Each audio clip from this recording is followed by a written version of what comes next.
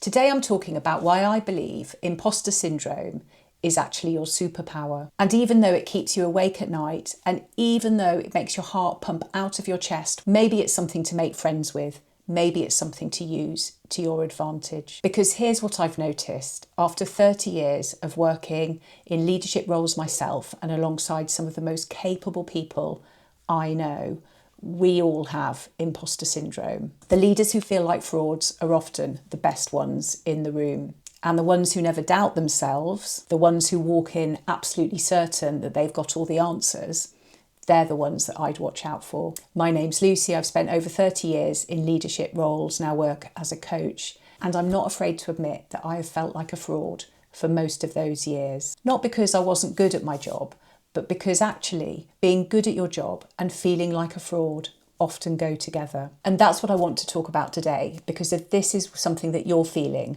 I want to help you. Earlier on in my career, I was absolutely terrified of public speaking. Not just small terrified, massive terrified. So I didn't do it at school if I could help it. And certainly every time at college, if I had to stand up and speak in front of people, then I'd find some way that I didn't have to be there that day. Then I got my first graduate job at American Express, and as part of our training year, one of the things we had to do was presentation skills training. I had no idea what presentations were, by the way, at that early point in my career. But anyway, I realised that they were something important. And anyway, this training was mandatory. I've never been so terrified in all my life. And the worst part of it was that they filmed us doing our presentations during this training. And then we had to sit and watch these films back together and critique each other. It was absolutely hideous. In fact, my heart's beating a little bit faster now just remembering it. It was awful. Anyway, I stood up, I did my piece, and I could feel my voice wavering and I could feel my knee shaking while I was doing it. And then afterwards, when we had to watch the film back together, I realised that actually you couldn't hear my voice was shaking, and you certainly couldn't see that my knee was twitching. And watching that film of myself alongside everybody else who everybody else had looked accomplished and smooth and suave while they were delivering their presentation, and I realised that disconnect from what I felt inside and how I actually looked. I actually looked quite normal, apart from waving my hands around a bit too much, which you might have seen I do still. I looked okay. That terror that had absolutely stifled me and prevented me from doing these things, it felt so enormous inside. And then when I saw myself on the screen, I couldn't see it at all. I couldn't see that terror. It was invisible. And in a way, something shifted for me in that moment. The fear didn't go away, but my understanding of the fear changed.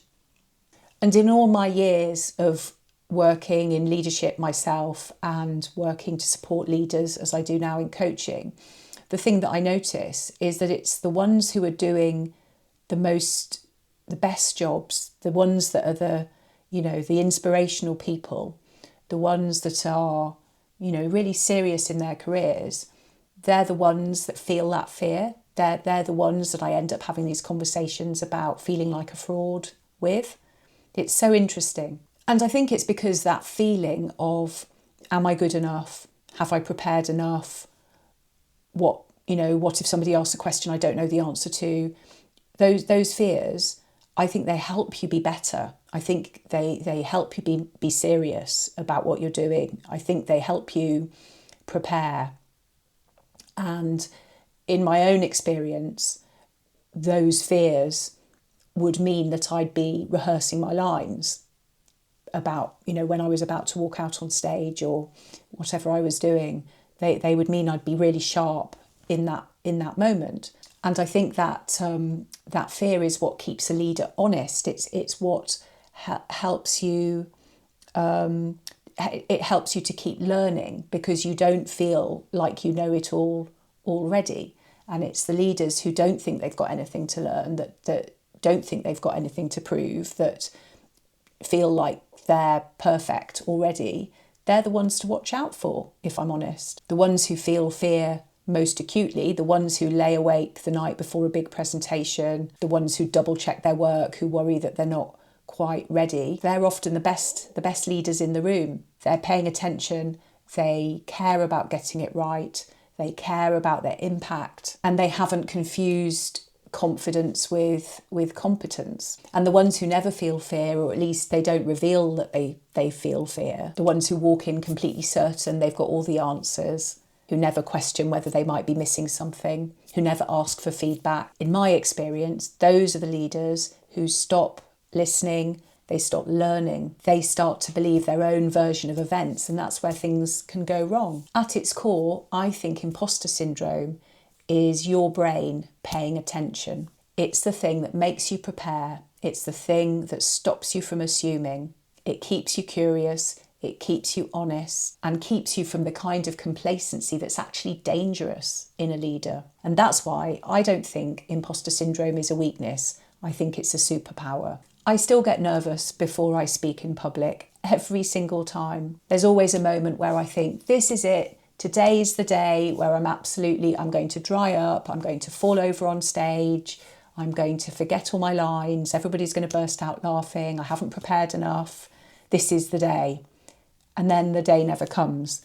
And every single time it goes fine. And actually, in a way, I quite enjoy public speaking now. I would have never believed I would be saying those words all those years ago. And I would have, the idea I would be filming myself and making a video to put out on the World Wide Web also would be extraordinary. So I do think that those years of nerves have actually helped me hone my skills at speaking clearly and speaking confidently, even when I know I don't feel it inside. So that's the reframe I want to offer for you today. Not how do I get rid of this feeling, but actually how do I embrace this feeling and harness it and use it for my benefit.